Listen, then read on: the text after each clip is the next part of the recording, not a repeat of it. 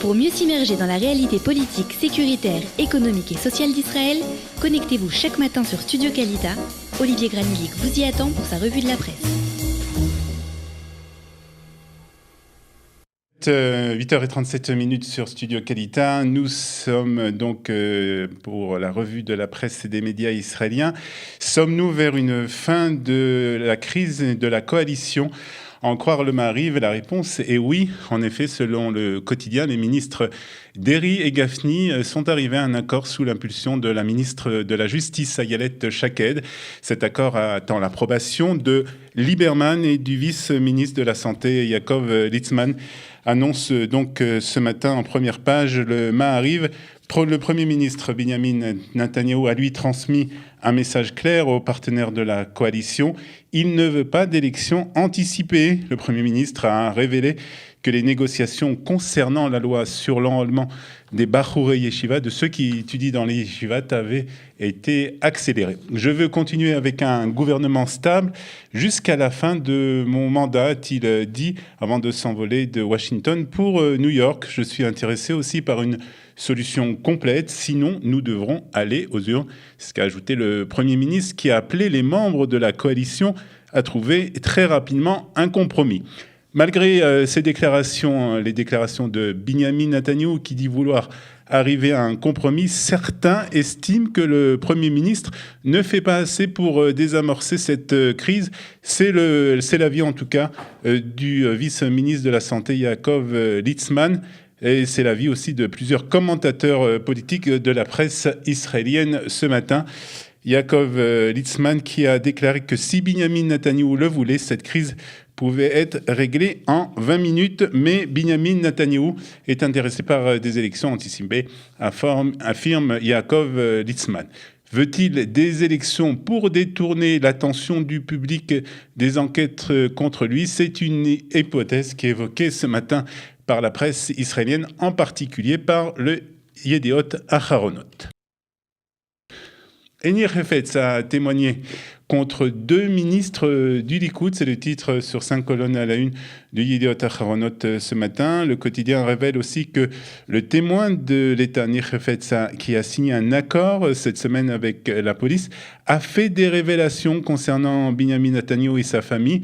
Et selon le quotidien, Nir Hefetz aurait aussi des preuves de l'implication de membres du Likoud, dont 2 ministres du gouvernement, dans une nouvelle affaire de corruption.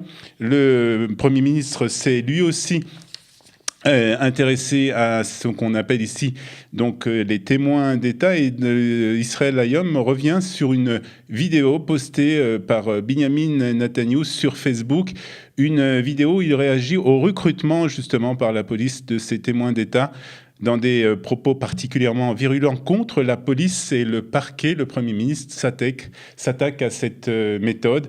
Ils font peur aux témoins en leur disant « salissez Netanyahou, vous pouvez mentir, l'essentiel est de salir le Premier ministre » et ainsi de promettre de sauver leur peau. C'est ce que déclare, en tout cas, c'est ce qu'a déclaré en tout cas Binyamin Netanyahou dans une vidéo qui a été postée sur les réseaux sociaux. Ces déclarations ont provoqué de violentes réactions dans l'opposition.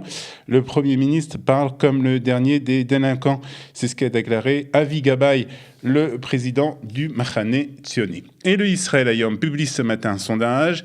Si les élections avaient lieu aujourd'hui, le Likoud remporterait 34 sièges contre 30 qu'il a aujourd'hui à la Knesset, 24 pour Yair Lapid et son parti Yesh Atid, 14 pour le foyer juif de Bennett et 10 seulement pour le Machane Tsioni, selon donc le sondage publié ce matin par le quotidien Israël Hayom. La grande surprise, c'est le parti Chasse dans ce sondage, avec seulement 2 sièges à la Knesset. Et donc, parti Chasse qui ne dépasserait pas, selon le sondage publié ce matin par Israël Hayom, qui ne dépasserait pas donc le seuil d'éligibilité.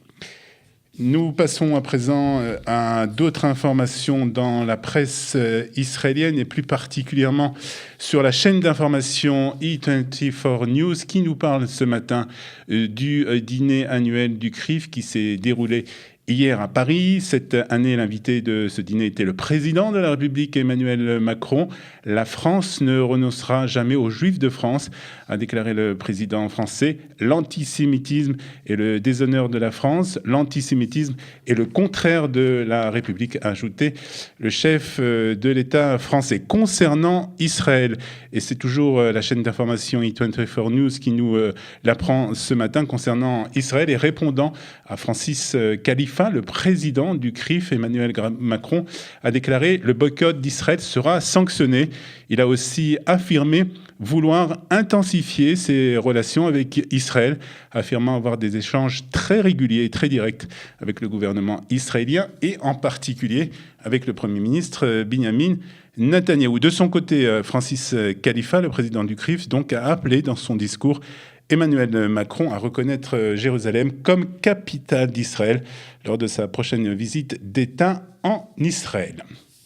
Et puis on termine cette revue de la presse et des médias israéliens par le Haaretz qui nous apprend qu'Israël a livré 40 groupes électrogènes pour aider à rétablir l'électricité dans des zones de Nouvelle-Guinée qui a été dévastée la semaine dernière par un tremblement de terre.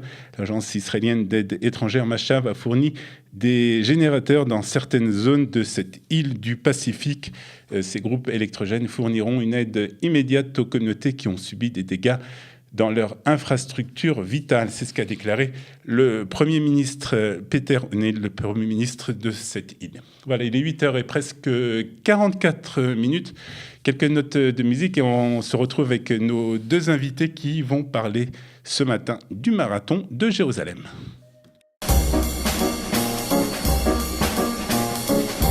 Pour mieux s'immerger dans la réalité politique, sécuritaire, économique et sociale d'Israël, connectez-vous chaque matin sur Studio Kalita. Daniel Haïk vous y attend pour sa revue de la presse.